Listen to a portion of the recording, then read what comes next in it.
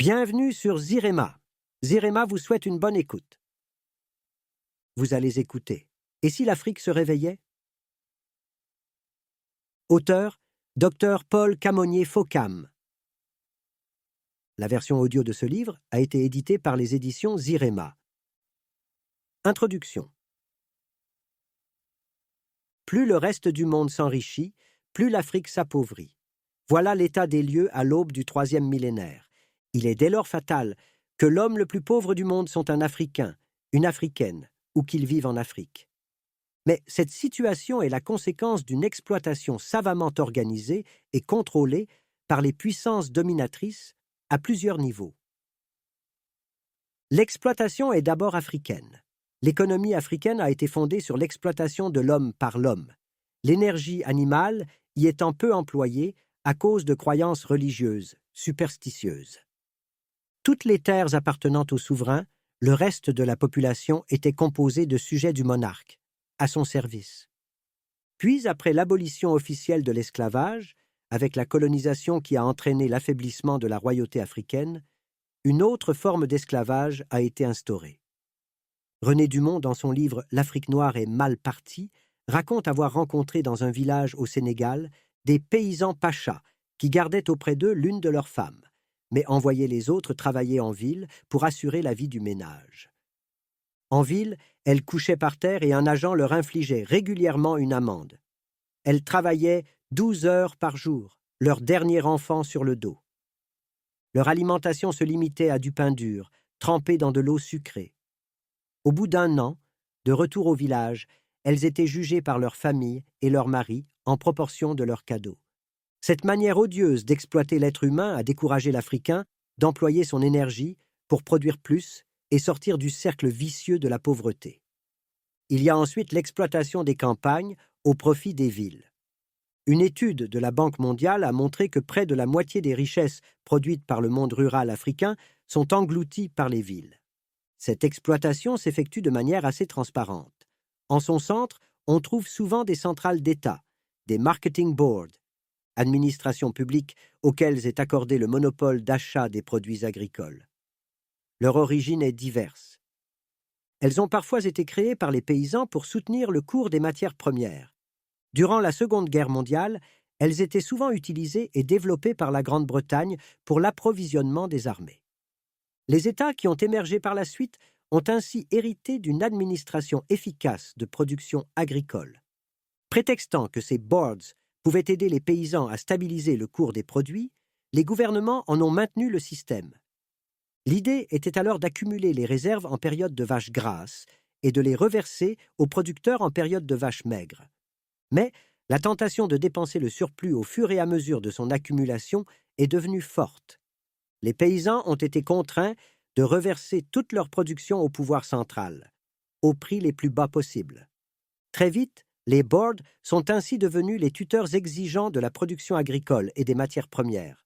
Il s'en est suivi des gaspillages imputables à des gouvernements oublieux de la vie dans l'arrière-pays, peu soucieux de l'avenir de l'agriculture.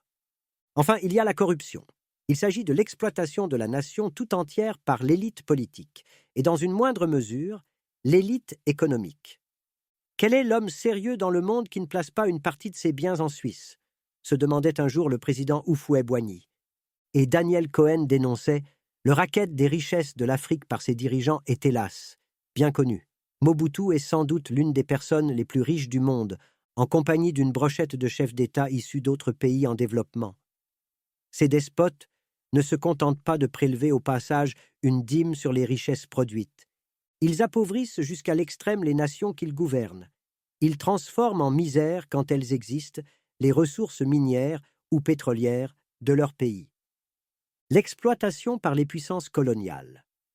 Je ne connais meilleure illustration de la pensée sous-jacente à la colonisation que le discours de Léopold II, roi des Belges et propriétaire du Congo, à des missionnaires sur le départ pour l'Afrique. C'était en 1883. Révérends frères et chers compatriotes, la tâche qui vous est confiée est très délicate et demande beaucoup de tact. Prêtre, vous allez certes pour l'évangélisation, mais cette évangélisation doit s'inspirer avant tout des intérêts de la Belgique. Le but principal de votre mission au Congo n'est donc point d'apprendre aux nègres à connaître Dieu, car ils le connaissent déjà. Ils parlent et se soumettent à un mundi, un mungu, un diakamba, et que sais-je encore? Ils savent que tuer, voler, coucher la femme d'autrui, calomnier et injurier est mauvais. Ayons donc le courage de l'avouer. Vous n'irez pas leur apprendre ce qu'ils savent déjà. Votre rôle essentiel est de faciliter la tâche aux administratifs et aux industriels. C'est donc dire que vous interprétez l'Évangile de façon à mieux protéger nos intérêts dans cette partie du monde. Pour ce faire, vous veillerez, entre autres, à désintéresser nos sauvages des richesses dont regorge leur sol et sous-sol, pour éviter qu'ils s'y intéressent, pour éviter qu'ils nous exposent à une concurrence meurtrière et rêvent un jour de nous déloger. Votre connaissance de l'Évangile nous permettra de trouver facilement des textes recommandant aux fidèles d'aimer la pauvreté, tels par exemple « Heureux les pauvres car le royaume des cieux est à eux. Il est difficile aux riches d'entrer au ciel. Vous ferez tout pour que les nègres aient peur de s'enrichir pour mériter le ciel. Pour éviter qu'ils ne se révoltent de temps en temps et pour que vous les fassiez vous craindre, vous devez recourir à la violence. Vous leur enseignerez à tout supporter, même s'ils sont injuriés ou battus par vos compatriotes administratifs. Vous leur enseignerez que toute personne qui recourt à la vengeance n'est pas digne d'être fils de Dieu. Vous les inviterez à suivre l'exemple des saints qui ont tendu la deuxième joue sans recul. Vous devez les détacher et les faire mépriser tout ce qui leur procure le courage de nous affronter. Je fais allusion ici principalement à leurs fétiches de guerre, qu'ils prétendent ne point les abandonner, et vous vous mettrez tous à l'œuvre pour les faire disparaître. Votre action doit se porter essentiellement sur les jeunes, afin qu'ils ne se révoltent pas. Si le commandement du père conduit celui des parents, l'enfant devra apprendre à obéir à ce que lui recommande le missionnaire qui est le père de son âme. Insistez particulièrement sur la soumission et l'obéissance. Évitez de développer l'esprit de critique dans vos écoles. Apprenez aux élèves à croire et non à raisonner. Évangélisez les nègres, à la mode des Africains, qu'ils restent toujours soumis aux colonialistes blancs, qu'ils ne se révoltent jamais contre les injustices que ceux-ci leur feront subir. Faites-leur méditer chaque jour, heureux ceux qui pleurent car le royaume des cieux est à eux. Convertissez toujours des Noirs au moyen de la chicotte. Gardez leurs femmes à la soumission pendant 9 mois, afin qu'elles travaillent gratuitement pour vous. Exigez qu'ils vous offrent en signe de reconnaissance chèvres, poules, œufs, chaque fois que vous visiterez leur village. Faites tout pour éviter que les Noirs ne deviennent jamais riches. Chantez chaque jour qu'il est impossible à un riche d'entrer au ciel. Faites-leur payer une taxe chaque semaine à la messe du dimanche. Utilisez ensuite cet argent prétendument destiné aux pauvres et transférez ainsi vos missions à des centres commerciaux florissants. Instituez pour eux un système de confession qui fera de vous de bons détectives pour dénoncer tout Noir qui a une prise de conscience aux autorités investies du pouvoir de décision. La royale leçon a été assimilée et mise en œuvre durant 2 siècles. 1. Par le maintien à un niveau élevé du prix des produits manufacturés, ainsi que des salaires et des marges dont ils bénéficiaient. Le maintien des salaires des indigènes à des niveaux exagérément bas leur garantit le maintien des prix des produits locaux sans aucune transformation à des niveaux qui ne permettent même pas de couvrir les coûts réels de production. Si, par extraordinaire, les indigènes manquent à un moment donné de pouvoir d'achat, on accepte de leur payer momentanément les produits locaux à un prix supérieur aux cours mondiaux, d'accorder des subventions, des prêts bonifiés, des aides, etc. Et chaque fois que les recettes forestières, pétrolières, minières renflouent les caisses locales, les cours des matières premières reprennent leur cours normal, le niveau le plus bas possible. 2. Par le maintien d'une zone monétaire qui garantit la libre convertibilité et une parité fixe pour bien s'assurer que l'Africain n'apprenne pas à gérer la monnaie, levier numéro 1 de la souveraineté, ni n'en comprenne l'importance dans la définition de la politique économique. Cette zone a un autre avantage, assurer la préférence des produits de la puissance coloniale par rapport à ceux des autres pays occidentaux. 3. Par le maintien dans les ministères clés d'un corps de conseillers techniques qui veillent à ce que la ligne directrice soit suivie. Ces conseillers, véritables détenteurs du pouvoir de décision dans leur département d'affectation, s'assurent que la politique de l'éducation ne privilégie ni le raisonnement logique ni l'instruction civique, que la politique d'infrastructure ne va pas privilégier le désenclavement des régions ou des pays limitrophes afin de favoriser les échanges entre eux, au détriment des produits importés de la métropole, que la politique économique ne favorise ni l'industrialisation ni la lutte contre la pauvreté, encore moins une politique économique de longue période. Que la politique de santé ne prévoit rien pour une autonomie des centres hospitaliers, pour enrayer définitivement les grandes endémies. Enfin, que les centres de recherche scientifique ne soient pas équipés pour assurer une bonne recherche et, s'il y a un bon équipement, que les meilleurs chercheurs africains soient retenus dans des laboratoires occidentaux à des fonctions subalternes, et ne soient libérés que le jour où on est sûr qu'ils ne sont plus de vrais scientifiques et qu'ils ont le moral si bas qu'ils ne peuvent plus fournir le moindre effort. Le constat est amer, mais il permet d'éclairer l'avenir. Les recommandations des rois blancs sont soigneusement mises en pratique par le colon avec une très grande finesse et une diplomatie hors pair sur le terrain. C'est ainsi qu'au Nord Cameroun, à l'approche de la décolonisation, colons et administrateurs des colonies firent tout pour s'y opposer par un jeu subtil qui mettait un accent particulier sur la suprématie des Blancs sur les Noirs. Une bonne illustration est donnée par le texte suivant, dicté par un chef de subdivision à différents lamibés du Nord Cameroun, à charge pour eux de le remettre à la commission de décolonisation des Nations Unies envoyée dans le pays en 1956. Nous, Mohamed Sadou, Haman Djoda Lamido de Guidigi, déclarons que nous ne sommes pas prêts pour l'indépendance. Nous ne voulons pas, après le départ des Français, être colonisés par les sudistes qui réclament l'indépendance. Au cas où l'indépendance doit arriver au Cameroun, nous demandons que le Nord Cameroun soit rattaché au Tchad. Aujourd'hui, on peut le reconnaître avec Senghor. Le vent qui souffle sur l'Afrique n'est pas un vent ordinaire, c'est un ouragan. Même si ces mots du président poète sont passés totalement inaperçus des fils d'Afrique. Le continent africain peut bel et bien être qualifié de continent du chaos. L'ouragan qui le traverse a non seulement tout ravagé, mais y a apporté ou renforcé tous les éléments de nature à perpétuer ce chaos. Désordre, tribalisme, misère, paresse, etc. Sortie de l'esclavage et de la colonisation, l'Afrique n'a pas pu accomplir ou a refusé d'accomplir le travail de maturation, de réflexion et d'action sur elle-même pour se réveiller de sa léthargie. On peut dire avec le professeur Maurice Kamto que le complexe de réflexion se double d'un complexe d'abandon. À l'aube des indépendances, en 1960, l'Afrique comptait environ 177 millions d'habitants. Sa population a dépassé le milliard depuis 2009 et devrait afficher 2 milliards en 2050. Avec 1,1 milliard d'habitants, l'Afrique reste le continent le moins peuplé de la planète. C'est pourtant celui où la famine est la plus sévère. Le déclin du revenu par tête d'habitant continue. Le taux de croissance du revenu n'a été que de 1,2% en 1992, alors que la population augmente chaque année de 3,2%, malgré les ravages des endémies, paludisme, sida, etc., malgré les ponctions des guerres fratricides, au Rwanda, Burundi, République démocratique du Congo, Congo-Brazzaville, Soudan, Sierra Leone, etc., malgré une mortalité élevée à cause de la famine dans les zones désertiques. Le revenu réel par tête et par an en Afrique subsaharienne est tombé de 563 $ en 1980 à 485 $ en 1992 et seulement 300 $ en 1997, selon les statistiques de la Banque mondiale. En Afrique subsaharienne, seulement 2 hommes sur 3 et 1 femme sur 3 savent lire et écrire.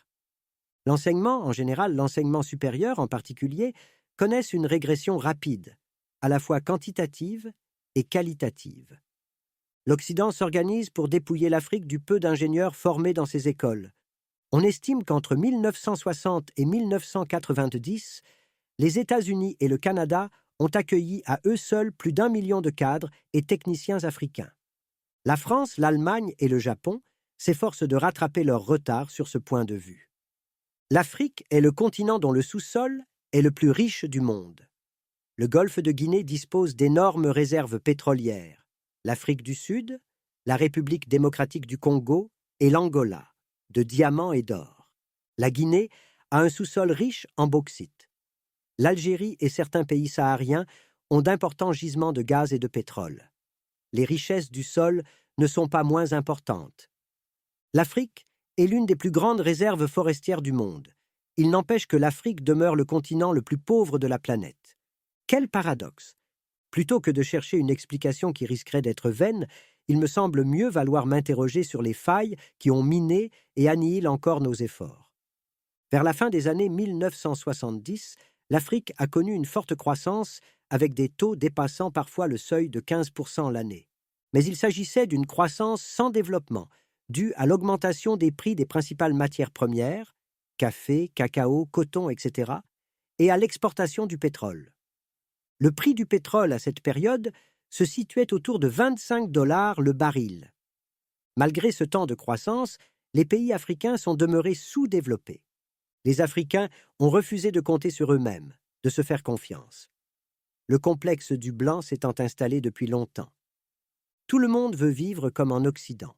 Semaine de 40 heures, automobile de luxe, vacances semestrielles en Occident, résidence opulente.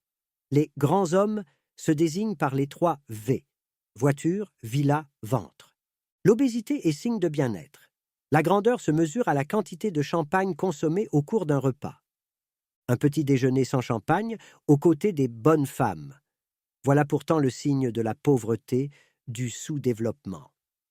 L'Africain a refusé de s'interroger sur les voies et moyens pour parvenir à la dignité qu'il admire tant chez l'occidental. Les circonstances dans lesquelles l'Afrique entreprend de transformer son économie diffèrent de celles qu'ont connues jadis les pays aujourd'hui développés. Les différences sont particulièrement marquées par la situation géographique, la technologie, la capacité de travail, la manière de penser et de vivre, la culture, et surtout, peut-être, les espérances de la population. Un modèle générateur de sous-développement. Les politiques mises en œuvre dès les années 1960 avaient pour objectif d'éliminer la pauvreté, l'ignorance, la maladie et d'assurer à la population un bien-être comparable à celui de l'Europe. Comme l'Europe occidentale faisait grand cas du taux de croissance du PIB comme indicateur, l'Afrique en a aussi fait le principal critère de réussite d'une politique de développement. La croissance du PIB est ainsi devenue presque un but en soi. L'Afrique a oublié que les chiffres sont capables de masquer les maux à éliminer. Le résultat n'est plus à démontrer. Les cultures vivrières étant abandonnées dans la majorité des pays, l'Afrique en est réduite à importer l'essentiel de ses besoins en produits alimentaires, d'où un accroissement de ses besoins en devises. Or, les exportations étant faibles, certaines parties de l'Afrique connaissent une famine chronique, une dépendance totale. Les politiques de développement avaient omis de prendre en compte la suppression de la dépendance et du complexe de dépendance scientifique, technologique et financière. Pour l'essentiel, l'Afrique a complètement négligé les sciences fondamentales, les sciences appliquées, la technologie fondée sur les sciences pures. Pourquoi? Nous avons été rassurés par l'Occident. Si nous avions besoin d'experts dans n'importe quel domaine, ils nous en fourniraient. Après tout, la science est trop compliquée pour un Africain. Dans l'immédiat, il n'est besoin que de gens qui sont capables d'appliquer convenablement ce qui existe, de faire fonctionner les machines construites dans les pays industrialisés, sans ouvrir leurs moteurs en cas de panne, au risque de les détériorer. Dès lors, l'Afrique a négligé la recherche fondamentale jugée trop abstraite et coûteuse. Cette négligence a compromis l'essor des sciences appliquées, dont la maîtrise est capitale pour le développement et la croissance économique. Abandon de la dimension culturelle. La culture, conçue comme un ensemble de croyances, d'attitudes, de mythes et de coutumes d'une société donnée, est le moteur essentiel du changement économique et social. L'enrichissement de l'identité culturelle est le véritable ferme qui permet d'enraciner profondément le développement et d'en faire un processus durable. Or, pendant des siècles, comme je l'ai écrit, on a réussi, par le développement de la communication audiovisuelle, à faire admettre à l'Africain qu'il est incapable d'activité scientifique, que sa culture n'apporte rien de significatif à la culture universelle. Pour son développement, le seul choix intelligent serait de sortir de la barbarie pour rejoindre le monde civilisé. C'est pour cela que les modèles généralement adoptés par les pays africains sont calqués sur ceux des sociétés occidentales. On a réalisé de lourds investissements sans rapport avec les besoins. La révolution de la communication a conduit à substituer progressivement des valeurs culturelles et des attitudes étrangères aux nôtres. La modernisation en vient à se confondre avec l'imitation des idées et des habitudes de consommation de l'Occident, érigées en étalons de valeur. Nouveau style de gouvernement. L'imitation aveugle des modèles occidentaux n'a connu qu'une exception, le style de gouvernement démocratique. Il a fait progressivement place à divers types de régimes autocratiques ou dictatoriaux, militaires ou civils. A-t-on oublié que le succès des mouvements de libération provenait de ce qu'ils tiraient leur force de la participation, active et passive, des masses populaires? Bien soumis à un leadership fort, ils étaient responsables vis-à-vis d'une base active. Abandon de l'idée de grenier. Dans les années 60, des spécialistes ont développé une théorie selon laquelle l'Africain est trop pauvre pour épargner. En conséquence, non seulement il doit consommer tout son revenu, mais il faut que l'Occident, plus riche, lui accorde des aides pour compléter ce qui lui en reste, dans le cas où il lui en reste. Ces aides occidentales se sont assez développées pour annihiler tout effort d'épargne, tant du secteur public que du privé. Même les profits réalisés dans le secteur privé sont souvent employés à des dépenses ostentatoires plutôt qu'à des investissements productifs. Pour leur part, les gouvernements, soucieux de donner aux populations un niveau de vie comparable à celui de l'Occident, ont autorisé des hausses de salaire et des prix agricoles sans rapport avec le travail et la réalité. Ils ont ainsi gonflé leur budget, accru la masse monétaire, sans entreprendre les réformes structurelles indispensables. Pour pallier la faiblesse de la productivité et de l'épargne, la plupart des pays africains se sont lancés dans des emprunts excessifs à l'étranger, ce qui a donné l'illusion d'une expansion économique rapide, mais elle était fondée sur l'endettement et non assortie de changements structurels. On ne s'est jamais posé la question suivante: comment conjuguer la compétence et l'investissement pour permettre une croissance durable? La réponse à cette question fondamentale aurait fait appel à des qualités qui ont souvent manqué en Afrique: efficacité, intégrité, endurance, clarté dans le choix des priorités, amour de la vérité, humilité et confiance en soi. Tous ces faits, gestes et omissions ont empêché l'Afrique d'être présente au grand rendez-vous historique des temps modernes. La révolution industrielle s'est réalisée sans elle. La révolution de la productivité de même. La révolution du management se fait sans nous. Il est dès lors impérieux de sonner le réveil africain, afin de rattraper le train en marche. Si l'Afrique ratait ce dernier tournant, elle serait abandonnée de tous. Dire révolution du management, c'est dire révolution du savoir. Le savoir étant la principale ressource inépuisable des richesses du monde, la richesse du sous-sol étant, elle, limitée. Et cette richesse doit être utilisée exclusivement au service de l'économie afin d'éviter des erreurs connues.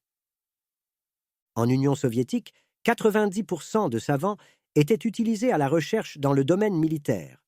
Cela a permis d'édifier une puissance militaire.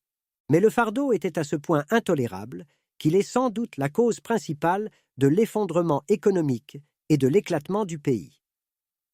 Après la chute du mur de Berlin, la Russie s'est trouvée obligée d'accepter des conditions qui étaient naguère encore inacceptables, pour obtenir quelques milliers de dollars de son rival d'antan, les États-Unis d'Amérique. En Allemagne et au Japon, la plupart des savants sont employés à des fins économiques, et on doit le reconnaître maintenant. La réussite de ces deux pays est due au faible poids des dépenses d'armement. Tandis que les meilleurs ingénieurs américains travaillaient à des munitions intelligentes, leurs homologues japonais perfectionnaient des machines de nature à renforcer la capacité de travail de bureau et éliminaient les grincements des portières d'automobiles. En Afrique, les ingénieurs les plus brillants sont soit rejetés par le système de gestion de l'État, soit, à l'instar des autres intellectuels, piégés par des considérations ethniques ou politiques. Ceux qui, craignant cet état de choses, ont refusé de rentrer au pays, travaillent dans les usines européennes, américaines, voire asiatiques.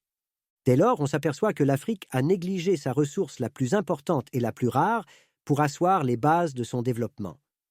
Pour ne pas rater le dernier tournant, pour avoir une place dans le monde de demain, un monde qui sera fait de vastes ensembles, un monde où le management sera la principale ressource, l'Afrique doit se restructurer, se réformer, se transformer pour être au diapason des nouvelles possibilités de l'économie. Bref, elle doit se doter de 4 principales armes: travail, savoir, persévérance et confiance en soi, afin d'être à la hauteur des nouvelles exigences de l'économie du 3e millénaire. Pour y parvenir, l'Afrique doit s'attacher à 4 priorités. Revaloriser le travail. L'Afrique doit rendre la main-d'œuvre accessible et techniquement au point. Accessible par la réduction du coût de travail, techniquement au point par une meilleure formation afin de lui permettre d'être suffisamment qualifié pour appliquer les nouvelles techniques. Cette réduction du coût de la main-d'œuvre devrait, me semble-t-il, s'opérer simplement par une augmentation du nombre d'heures de travail. Cela permettrait aux Africains de reprendre goût au travail et de produire un maximum de créateurs et d'accumulation de richesses. Repenser la politique de développement. Il est nécessaire de former des blocs au niveau de l'Afrique pour affronter à terme les grands blocs tels que le bloc nord-américain autour des États-Unis, le bloc sud-américain autour du Brésil, le bloc asiatique autour du Japon, le bloc européen autour de la France et de l'Allemagne. Il faudrait, dis-je, envisager des blocs africains, un premier autour du Nigeria sans doute, un deuxième autour de l'Égypte, un troisième autour du Cameroun et de la Côte d'Ivoire, et un quatrième autour de l'Afrique du Sud. Ces ensembles devront évoluer progressivement pour atteindre un niveau qui permettrait à l'Afrique de créer à l'avenir au maximum 2 ensembles capables, si ce n'est de concurrencer du moins, de traiter d'égal à égal avec les grands blocs occidentaux. Donner la priorité à l'éducation. Le grand accélérateur du savoir. La grande source de richesse. Il faut aussi créer, former une nouvelle classe d'entrepreneurs capables de comprendre leur rôle, d'organiser le combat, de le poursuivre, de s'entraîner dans des conditions difficiles pour se hisser à la hauteur de leurs collègues du monde occidental. Avant-propos. J'ai décidé d'écrire ce livre en 1993 au cours d'un voyage d'études au sein du continent africain. Ma recherche portait sur la gestion et la culture dans les sociétés des pays visités. Zaïre, devenu Congo démocratique, Nigeria, Burundi, Côte d'Ivoire, Mali, Zambie, Afrique du Sud, Kenya, Angola, Guinée équatoriale, Sénégal, Tunisie. Ce voyage a rendu inébranlable ma foi en la créativité de l'Africain, en sa capacité à trouver lui-même des solutions à ses problèmes, et j'en suis arrivé à la conviction qu'il n'est pas né pour souffrir de la faim ou de la misère. Pourtant, il en souffre. Ma conviction a été renforcée par la lutte contre la pauvreté que j'ai engagée en 1990. J'étais parti d'un constat simple et amer. En Afrique, la population augmente plus vite que la croissance économique. Les grandes endémies ont élu domicile sur le continent. Le savoir et le savoir-faire, nés en Afrique il y a des millénaires, ont laissé place à l'ignorance et à l'obscurantisme. Il s'ensuit qu'il est difficile d'améliorer le sort de la population sans changer la manière de penser, le mode de vie, sans une remise en cause des théories et pratiques du développement.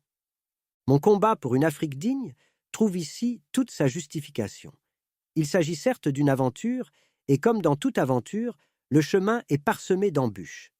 Mon ambition est de faire partager le pathétique et le comique. Tant l'image que l'Occident se fait de l'Afrique peut être fausse et souvent féroce, tant aussi elle peut contenir une part de vérité.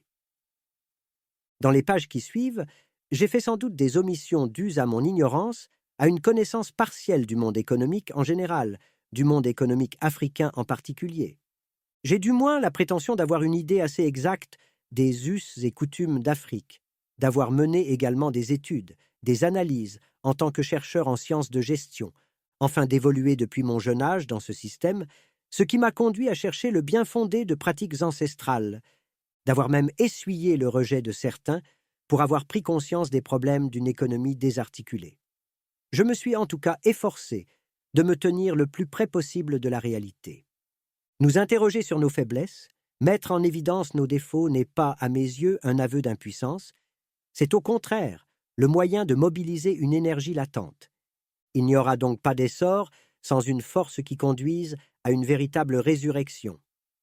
Et il n'y aura pas de résurrection sans une réelle prise de conscience, laquelle suppose une remise en cause de soi, un nouvel état d'esprit qui changera l'état d'insouciance dans lequel l'Afrique vit aujourd'hui. Ma conviction est faite en recevant de plein fouet le choc du futur, en me rendant compte de l'évolution de l'économie africaine en général, de l'économie camerounaise en particulier. Il m'est apparu que nous sommes engagés dans une impasse.